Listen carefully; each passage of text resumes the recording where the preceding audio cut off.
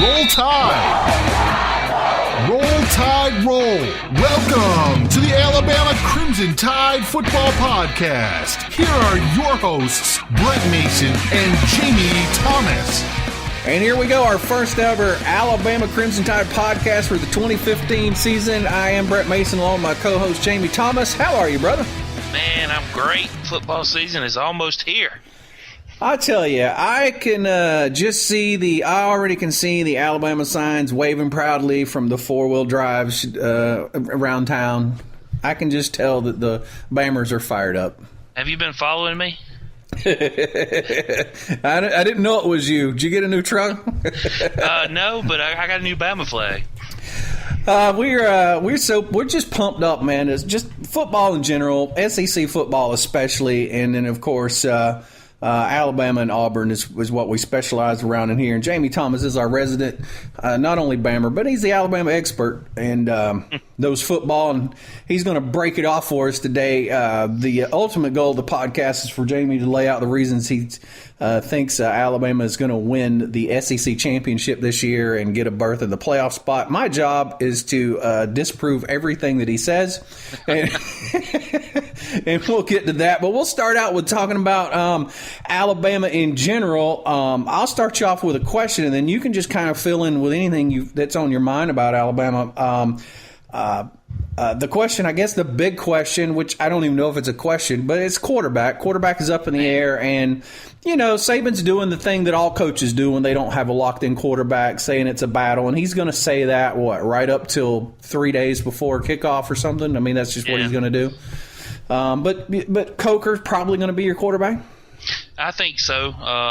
This is really uncharted territory for Bama fans. We're not used to this. This is now 2 years in a row, where we didn't know who our quarterback was going into day one. We've been blessed the last several years with McCarron, McElroy, John Parker. All those guys, were multi-year starters, won championships, with the exception of John Parker. He had it taken away by Tebow. But, we're just not used to seeing this, this new quarterback every year, and it's a little nerve-wracking because we just don't know what to expect. But we do got a few guys in there that are capable of leading this team. I think Jake Coker, that's who everybody thinks is going to be the starter. He's the senior, the big-time transfer from Florida State last year that, really, I think the talent was always there. I think he had a problem calling the plays, getting to know the Lane Kiffin offense. I think, talent-wise, he was probably better than Blake Sims. It was just a matter of, being able to control the huddle and manage the game. Behind him, you've got redshirt freshman David Cornwell, who everybody's really high on. The guy has a rocket arm. He can run. He's big. He's fast. He's going to be physical. Other than that, incoming freshman Blake Barnett, he's the one everybody's talking about. Other than those two, I don't know, man. It's frustrating, but it's exciting at the same time. Wondering who's going to get that nod. Well, let me ask you this question because this is what's been on my mind. Kiffin had all last year to work with Coker, and obviously him and Saban just never. It was just obvious, Coker could not play better than Sims, so Sims got the nod all year. But do you think having that whole year to work with him and then all through spring and now going into fall camp when that comes up, do you think has maybe given Kiffin, or does Kiffin even have this desirability to tweak the offense now to fit Coker so the other issues he had just aren't an issue anymore? Or do you think Kiffin wants to just stick with what Kiffin's game plan is no matter what? Well, I think Kiffin's going to stick with his game plan. I don't think it was a matter of switching the offense. I think it was more just terminology. And granted, it was Blake Sims' first year under Lane Kiffin as well, but it was also his fifth year, with Nick Saban. Coker just come in at a disadvantage. He could sling the ball, he could make the play when he needed to. The problem was just I think there were some communication issues. It was a speed thing. He couldn't make the quick decision. Is what right. He had huge problems making the quick decision. Right. Well, they've had an entire off season to make that better, and as Bama fans, you just got to believe Coach Saban is going to do what is going to start who's best for the team, and if Coker hasn't advanced, then we're going to have a freshman quarterback. Well, I'll tell you where Alabama does not have any problems at is in the backfield. You got Derrick Henry and Kenyon Drake. Oh man! I mean, you're loaded up there. I'm telling you, this that's pretty exciting. Kenyon Drake coming back after that gruesome leg injury. The fact that he's actually picked up time on his 40-yard speed right now is unbelievable. I follow him on Twitter. He says he's healthier than ever. He's ready for football season, and he can't wait to bring that championship home to Alabama. Derrick Henry, just an absolute beast. He's that type of running back that he's got to get 5 or 10 carries to get going. But once he starts running downhill, you're not going to stop him. He's going to run you over. He's big, he's fast, and he's just an absolute beast coming out of the backfield. I'll tell you that Kenyon Drake, and I'm not what you'd call a Alabama hater, but they're not my team. But I can be fans of what they do, but I definitely can be fans of players. And I've been a fan of Kenyon Drake even before the injury, but I'm going to tell you, I also follow him on Twitter, and that kid's attitude, second to none. Absolutely. His recovery from the injury and then his dedication to rehabbing, then getting stronger, then getting better, it's just been remarkable. Yeah, it really has, and he's always been that way. He represented Alabama at Media Days this year. The kid's always got a smile on his face. His attitude is always upbeat. Even if you're not a Bama fan, it's just really hard not to pull for him. So probably a bigger hole than the quarterback position we talked about is how – I think it's impossible probably, but how in the hell do you fill the shoes of Amari Cooper? So what I'm only familiar with a couple of the guys. I mean, I know Robert Foster is one of them. Stewart is the other one. I'm just not really familiar with the options there, though, to be honest with you. Yeah, well, you got Chris Black, who has been a contributor for the last year or so. He plays the H receiver. Ardarius Stewart's at the Z receiver. Ardarius is very fast, has great hands, and then Robert Foster. Of course, you got Cam Sims, Derek Keefe. Those guys are going to be contributors. But I think filling the void for Amari is going to be a combination of Chris Black and Kenyon Drake. I think you're going to see Drake line up in that slot more than you're going to see him in the backfield. I feel like he's going to be the go-to guy this year. That when Coker or Cornwell or whoever it is that drops back, that he's going to be the first option like Amari was last year. And then if it's not him, it's going to be Chris Black. It's just anytime you try to replace somebody like Amari Cooper, it's going to be tough. But I think Kenyon has just as much talent as Amari and can make the same plays that Amari Cooper made. Yeah, and Amari Cooper made a lot of those things out of that slot position like Kenyon Drake can do, even though he was a receiver. They moved him around in a lot of interesting formations and stuff. And like you said, Kenyon Drake can do that exact same thing as well or better. But do you think you will see a more, I don't know if it could be much more, but a more run-oriented team this year because of that? They asked Saban the other day, what his philosophy was, and he said he did want to get that, the master of pace back. He wanted to be that type of coach. He wanted to control the pace of the game. He wanted to run the football more. So yeah, I think we're going to see, more running. I think we're going to see Derrick Henry get maybe 30 carries a game. There's not another running back other than Kenyon that they're really going to split the carries up. So I can see Bama going back to the ground and pound a little bit, which is to me. I welcome that. I enjoyed watching the Lane Kiffin show last year. I enjoyed seeing all the yards put up, but at the same time, I like to see them just line up and just punch people in the mouth too. Yeah, I tell you, that really was a different identity for Alabama last year, and it was strange watching it, wasn't it? It reminded me of a Steve Spurrier through the air gun shows. A lot of the times, what it reminded me of is just like, just a lot of things were happening down the field, and of course, Amari Cooper was a lot of reason for that, but.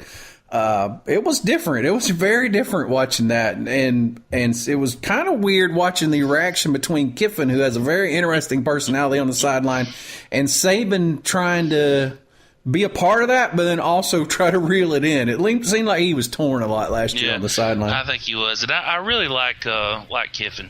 I think he did a great job. I like his attitude.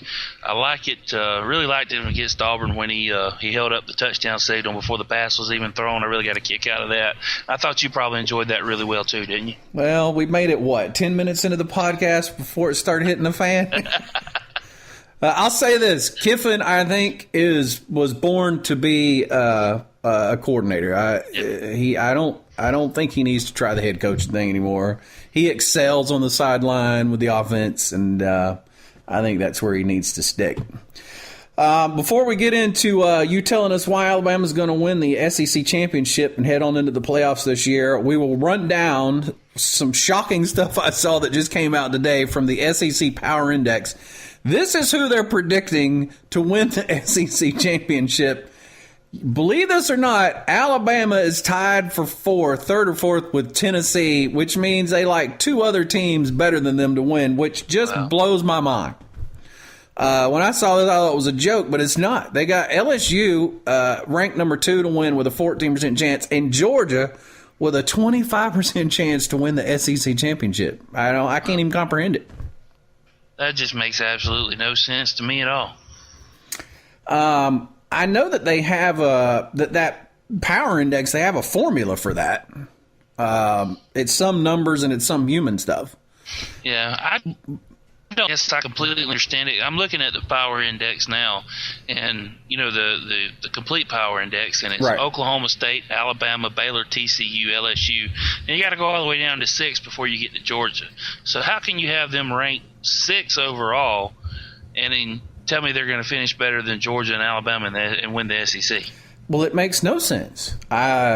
If I weren't looking at the graphic from them right now, I wouldn't know what I was. Maybe it's different. It's maybe there's a. Well, that still doesn't make any sense. I mean, this came out on the SEC network, posted it, but it's still using the ESPN Power Index. So taking a pick at Georgia's schedule for this year, if they don't win 10 or 11 games, Martin Richt needs to go. Well, they do have a good schedule. I don't think there'll be any doubt there. And then, of course, they're in the East, so they have the best shot of surviving their conference. Right. As about anybody, which, as you know, and that's been a lot of the talk, is how the SEC is its own worst enemy, but it's always been that way. The good thing about it is if you survive the SEC, you're pretty much in a good position to kick everybody else's ass. Yeah. So it is tough to survive the SEC, but it always works in your favor once you survive the season and you're ranked up in there to play for it all. But I tell you, LSU has just too many open holes, and then, I'm going to sound like a Barner, and I know this is the Alabama, but I'm going to finish the list out. I completely can't understand how Ole Miss, A&M, and Arkansas are all ranked ahead of Auburn to win the SEC championship. I don't get it. They got 7 teams ranked ahead of Auburn. Come on, Auburn can't be the 8th favorite to win the SEC, right? Well, they're certainly not my 8th favorite. Even if you hate them, even if you're a Bammer, you can't. Come on. I mean, you just look at what they've done, the last couple of years. I know last year they wasn't as successful as the year before, but, they've got one of the best coaching staffs in the league. I mean, you can't overlook that. You can't overlook what they've done on offense. I don't know. It just doesn't make sense. Those folks at ESPN don't make a whole lot of sense to me anyway. Well, what ESPN doesn't matter. All that matters is what Jamie Thomas has to say about Alabama winning the SEC championship. So lay it on me. What's your case, brother? Well, you asked me to bring you 5 reasons that Alabama was going to win the SEC this year. Yes, sir. All right. We talked about Jake Coker. We've talked about the quarterback situation. We've talked about losing Amari Cooper. None of that matters. because we've seen Saban do a whole lot more with a whole lot less than what he has right now. He's going to start the best quarterback for the job. He's going to play a quarterback that's going to manage the game, that's going to put Alabama in position to win, not make turnovers. So my first reason, it has to be the coaching staff. It's the Saban factor. It's the Kiffin factor.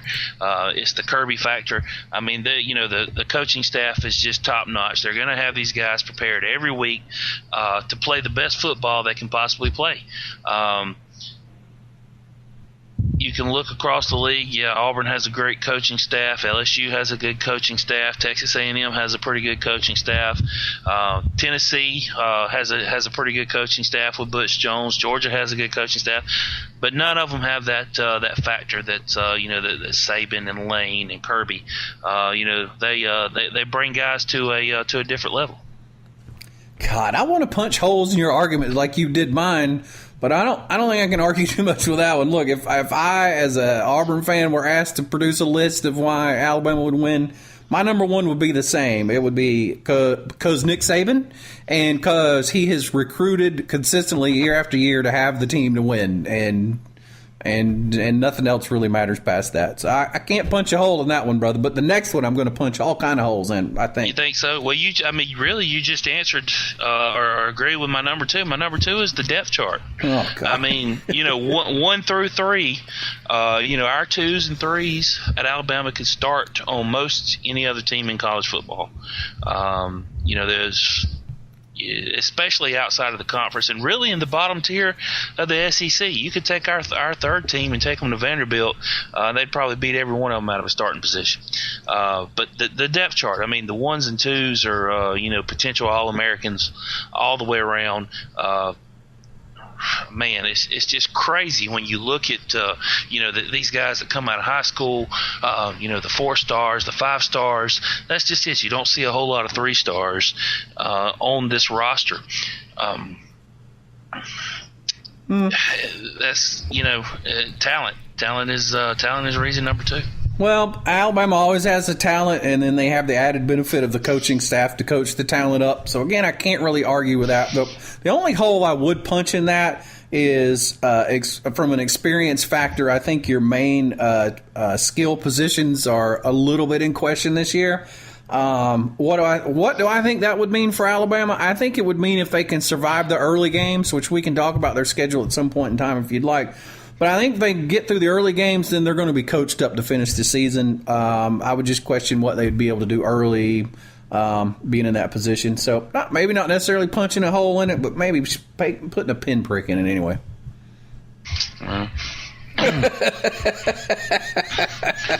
We shall agree to disagree. That was the most dismissive I've ever heard. What's your next one, buddy? Well, we've you mentioned earlier that the schedule, the gauntlet that Bama has to run.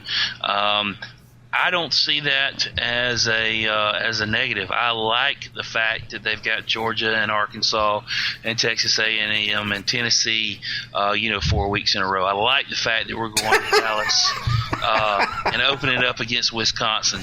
I just think the better the competition, the better you are, especially when you start out early. By the end of the year, you're going to be that team that has overcome adversity. I like the tougher schedule. I like seeing these big time games earlier in the year. I think it's nothing but good for the remainder of the season. So. I'm going to go with schedule as number 3. Going down the list, you see, potential upsets. They could go out to Dallas. They could lose to Wisconsin. Doesn't affect the SEC, but still, that's a game that Bama could come out, either, on top. They could lose the game. They could come out of there with injuries because Wisconsin's a pretty good physical football team, but.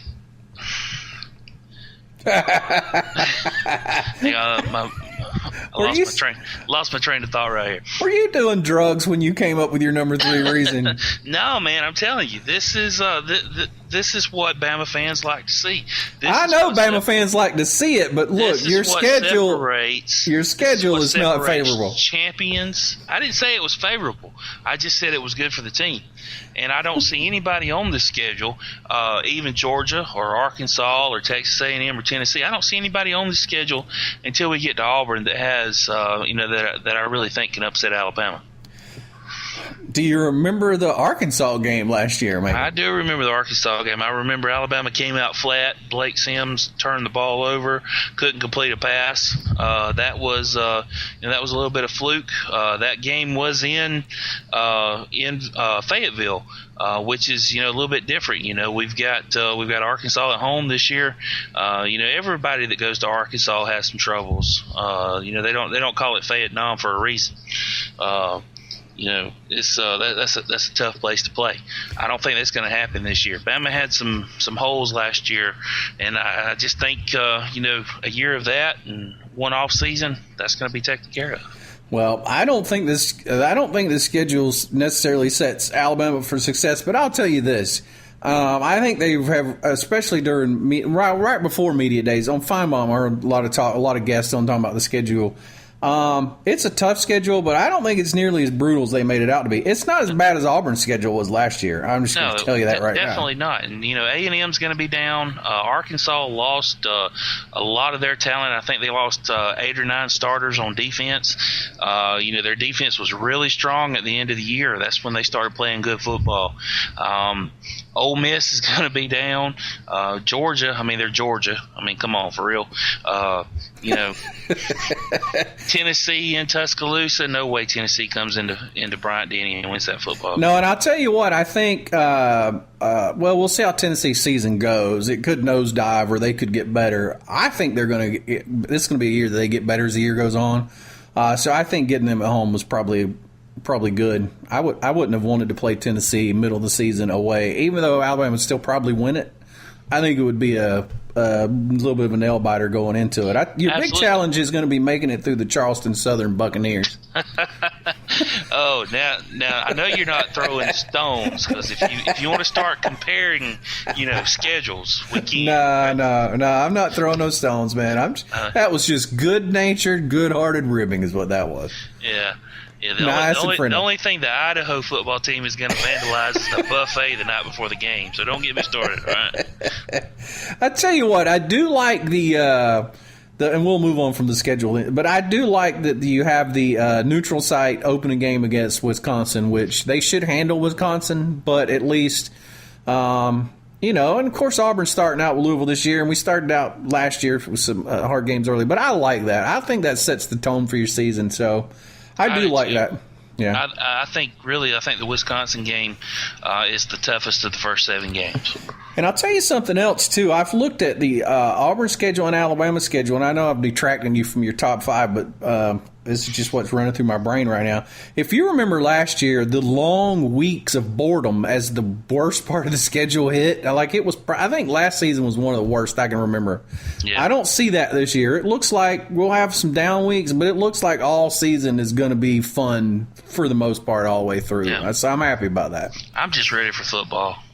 Let's just suit up and play. What's your number 4? Number 4, you accuse me of being a Bammer all the time, and yes, telling sir. me I'm just to eat up with the Crimson. But really, the number 4 reason, is just simply because they're Alabama. God. And that's my last reason. I don't have 5. You got to end on 4. They're Alabama. For the last several years, they have dominated the SEC. They have dominated college football. I don't think you can say that they dominated the SEC last year. Come on. Well, who do they lose to? Look, how many games did they lose? Look, there's a difference between winning and dominating. Come on. They didn't dominate the SEC last year. Well, I didn't say, dominating on the field. I'm just talking about, as far as a win-loss record over the last 4 to 5 years, who's been better than Alabama? Well, there's no doubt about that. I'm not the Bammer you are, but I'm not gonna pretend that the last 5 years haven't happened. We've got 27 national championships and 49 SEC championships. Well, I'm probably gonna get a lot of hate mail over that one, ain't I? Oh God! No, I'm serious. I mean, really, this is it goes back to the coaching staff and the recruiting, and the tradition of Alabama football. I mean, you can't overlook that. I'm just completely disagreeing with you now. Football has changed since 5 years ago. It's changed since the 2009 national championship. Man, college football is so much different now. And look, I think Kiffin has allowed Alabama to change just enough so they can still be dominant. But this football is just different now, man. And I don't think anybody is terrified of Alabama anymore. They still expect them to be the tough team that you got to beat, but people just aren't terrified of them anymore. I don't think that thing is there. I don't think it's terrified. I think it's just respect. Yeah, because I mean, I can tell you 5 or 6 years ago, there's hardly any team that wasn't terrified to play them because. And I've seen in some of the documentaries and interviews where they talked about, and that's probably still is their philosophy. They just haven't been able to pull it off as well. But their philosophy was, we will beat you till you do not have the will to play anymore. Yeah. And they did that. Not only was that philosophy, they did that. But no, they didn't do that last year. And they didn't do it the year before. So I think some of that, holy crap, we got to play Alabama's gone. But is it still Nick Saban in the process? Absolutely. Sure. Yeah. I'll give you that. I will suggest a number 5 for you, though, since you couldn't come up with 5. What you got? The ghost of Bear Bryant walks the sidelines at Bryant-Denny Stadium. They've never been nothing but a winner, Brett. Never been nothing but a winner. Oh, boy, I tell you. Did you see that guy at Media Days that dressed up like Bear Bryant? No, looked just like him? That. No. God, you've got to go see that. I think there's the pictures on Saturday Down South, or just Google it. There was this guy, man. He's a dead ringer for that. I thought the Bear had come back from the dead, man. It's crazy. Maybe he is. There he is right there. How about that? Did you see that? Yeah. Yeah. Yeah. I tell you, there's a lot of Bama fans that believe he's like Elvis. He's still around somewhere. So he could be. Him and Elvis could be partying right now. All right, there you go. Boy, I tell you, it's good to have the first podcast in the books. It's a lot of fun. We are going to have a ton of fun this year. I promise you that it won't be nearly as friendly as the year goes on. Probably get a lot uglier, which will just make it better. But we more fun. We're going to try to do two podcasts a week. One will be Auburn, one will be Alabama. You can look up either the Alabama or the Auburn pages to get updates on. Not only we keep you updated on the news several times a day, breaking stories, then we'll do the podcast at least once a week. You can look for the Auburn Tigers on SEF, or you can look up the Alabama Crimson Tide on SEF. And, of course, we still have our original page, Tigers and Tide. And the app is still in the App Store. It's the iOS app. I haven't decided if I'm going to pay for an Android app because, really, I don't like Android. And I hope maybe that us not having an app for that will encourage more people to buy iPhones. But maybe that's a bad plan. If we convert one, we've done our job. I know, just one. Look, it's something we agree on. One thing we can agree on. But no, I don't have the Android app yet. We may pay for that. It costs like $150 to get one of those up and running, and we're just poor folk around here. Yeah. But we do have the iOS app, and of course, you don't need the app if you subscribe to the podcast, and you can do that using iTunes. You can do it on Stitcher, the TuneIn Radio app. You can do it on the iHeartRadio app. There's a lot of ways that you can do that. So for any of those things, just search for Tigers and Tide. That's what you need to be looking for the podcast or for the app. And I can't wait till next week, and I can't wait to kick off Saturday, September the 5th. It's just going to be the most glorious day of the year so far, no doubt. Oh, man, I'm so ready for it. All right, brother. We'll talk to you next week, and War Eagle. Roll Tide, brother. Thanks for listening. Download our free iOS app. Just search for Tigers and Tide in the App Store. And subscribe to our podcast on iTunes, Stitcher, TuneIn, and iHeartRadio. Just search for Tigers and Tide. And for the latest SEC news, log on to southeasternfootball.com.